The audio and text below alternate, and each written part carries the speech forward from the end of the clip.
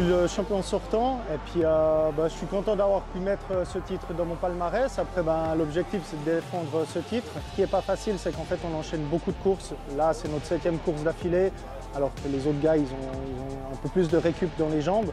On a eu l'Argentine, il y a eu le décalage horaire, tout ça, donc c'était pas facile à gérer tout ça. Mais bien sûr, un titre, c'est un titre, et puis une course, c'est une course, et puis je me donne à 100% pour faire le meilleur résultat possible.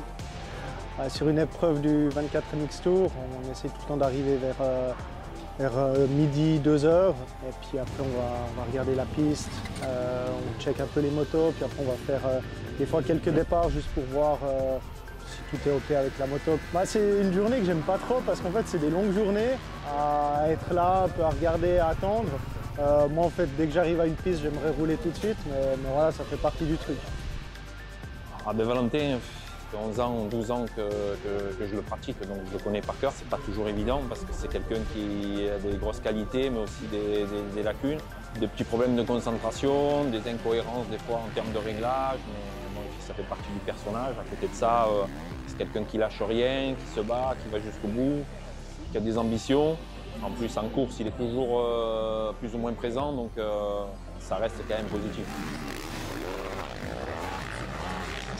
Mon objectif, c'est vraiment le MXGP, de performer, d'être dans le top 8. Donc je mets toute mon énergie là-dedans. Après, inconsciemment, quand je viens sur le 24 MX Tour, il y a tout le temps un peu cette petite peur de tomber, se blesser, puis de péjorer le MXGP.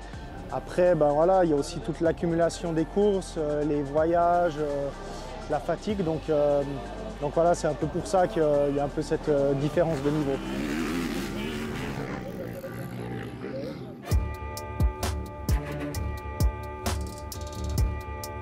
J'essaie tout le temps de me donner au maximum. Après, voilà, ça fait partie de gérer 2 championnats en même temps.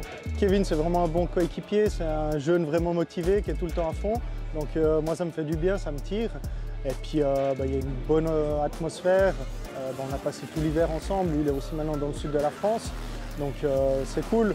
Et puis aussi, il est bon physiquement, il est bon sur la moto, donc c'est vraiment un plus pour les deux. Le dimanche, au niveau du débrief des courses, ça dépend un peu tout le temps comment ça se passe. La course, comme si je prends l'exemple de Castelnau, la première manche, où j'arrive à passer en tête, mais je me fais tout de suite repasser par Maxime. Là, Yves, il était assez chaud, et puis il y a pas mal de choses qu'on volait sous le vent. Oui, c'est clair que le fait de ne pas rouler libéré en championnat de France m'énerve énormément, parce que je pense qu'on passe à côté de victoires. Et c'est un peu dommageable pour l'équipe, pour atteindre les objectifs qu'on se fixe. Malheureusement, j'ai connu ça par le passé en tant que pilote. Il y a une certaine forme de relâche, un petit peu mentale, et c'est là où on fait le plus gros travail. La relation avec Joss, ça se passe vraiment bien. Ce qui est cool, c'est que c'est un mec qui est hyper motivé, qui se donne à 100%. Et puis il fait tout pour que les pilotes soient au mieux. Donc ça fait vraiment plaisir, vraiment reconnaissant envers lui. C'est sûr que j'ai vraiment retrouvé un excellent niveau.